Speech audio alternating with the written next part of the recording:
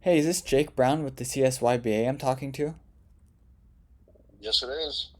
So, hi, I'm the group accounts manager with the Chicago Cubs. My name is Carter Spear, and I wanted to ask you a few questions to better understand what type of events you've attended in the past and see if there's something that might excite you to go to a Cubs game. Well, I don't think we're looking to spend a lot of money right now. I totally understand that, which is why we have a special ticket package available for night games during the week where you get a ticket, a non alcoholic beverage, and a hot dog, and this provides a much cheaper option for bigger groups like yourself. Can you give me an idea of what type of events you have done in the past and what criteria is most important to you? Well, in the past, we've attended some Chicago White Sox games. The main thing for us is affordability and a good experience for the kids.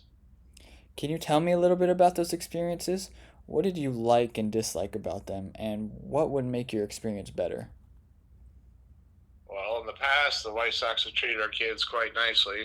The kids always leave with a souvenir from their time at the game. I just wish the ticket options were more accessible for such a big group. I see. And how many people usually attend these White Sox games? How many total members would you say you usually have? Well, in a given outing, we usually try to keep groups smaller because our organization, the amount of students we have is in the hundreds. So we try to take a travel team of about 20 kids to a game, bring a different team to a different game so we can get a lot of the kids to experience it. And when you take these kids to these outings, what are your goals that you would like to accomplish? Well, for us, it's really about the kids. So ensuring that they have a good experience for them is vital. Is there any time of year that your group prefers to do outings? Is there any time of week? Do you prefer weekends, weekdays? What time frame would best fit your schedule?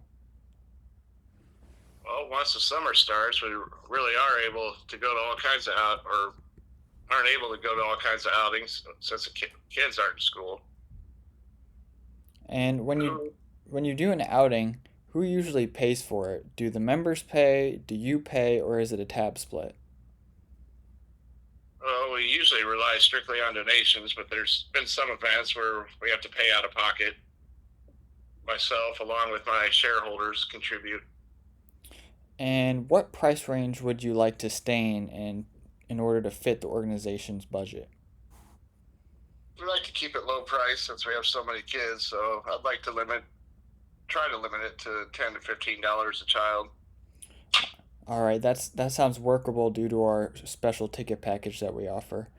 When you do an outing, how do you usually promote it? Do you use email or newsletters?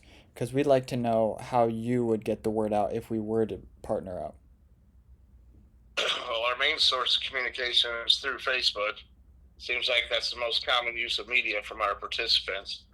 Though we do also send out a newsletter to emails. I see. And how are decisions made for outings?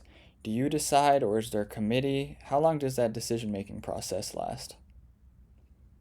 There's a committee I like to confront with big financial decisions like these. We usually schedule meetings discussing the opportunity and whether it makes sense for us. How does this sound? You're interested in bringing out some kids for a game this summer. I recommend bringing them to one of our series this June versus the Giants. They got a few huge stars the kids will love, and we can arrange some good seats for the kids behind home plate. With this, they can also get a free drink and a free hot dog, and we can include some bobblehead and apparel coupons that they can redeem at the concession stand. This way, the kids see a terrific opponent on a nice summer night, get a free gift, and all for a terrific price. The kids will have a great time hanging out together, and with about 20 kids in the band, we can reserve seats for each of them with just a $200 deposit for the entire group. Does that sound like an outing your group would enjoy? Yeah, I think we'd like that. Terrific. I'm glad you think this will be fun.